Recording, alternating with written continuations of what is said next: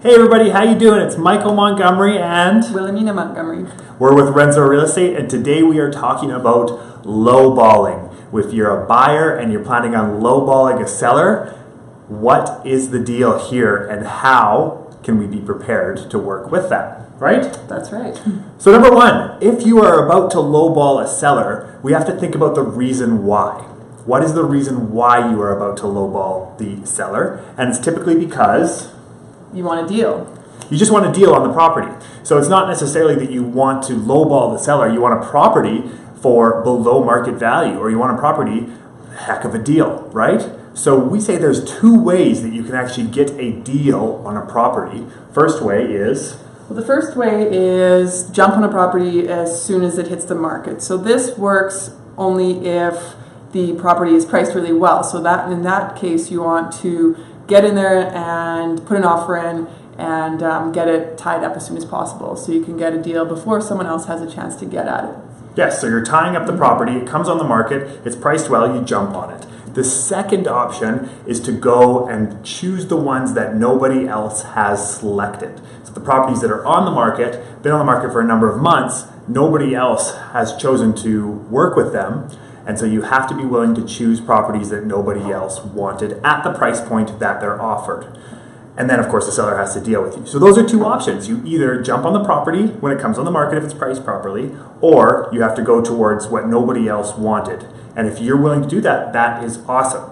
So if you are willing to go and choose the ones that have been on the market for a long period of time, what do you have to be prepared to do? You have to be prepared to walk away. Why? Because if the counter that you get back is not what you expected, then be prepared to move on. So you can't get emotionally attached to the property, because there's probably a reason why it's been in the market for that long. So the seller's expectations may be unrealistic. So in that case, you have to put in your offer and be willing to walk away. You have to be willing to walk away from the property. That's the key word. If you're going to put a lowball offer out there, there's no problem with that. There's nothing wrong with that. You just have to be prepared to walk away from the deal, because the seller might say, I'm not willing to work with you. So sorry, you're going to have to go find another property. There's nothing inherently wrong with that. You just have to be prepared for that. On the emotional side, buyers are emotional. Typically, sellers are a little bit more logical as far as pricing goes. And then buyers usually act more out of emotion. So oftentimes we're just looking at the list price and we're lowballing. And what we often say is that the list price isn't necessarily an indication of what the property's worth, right? That's right. The list price is just determined between the seller and the listing agent, but it may not be an accurate reflection of the actual value of the property. Exactly. So let's say that I did submit a lowball offer.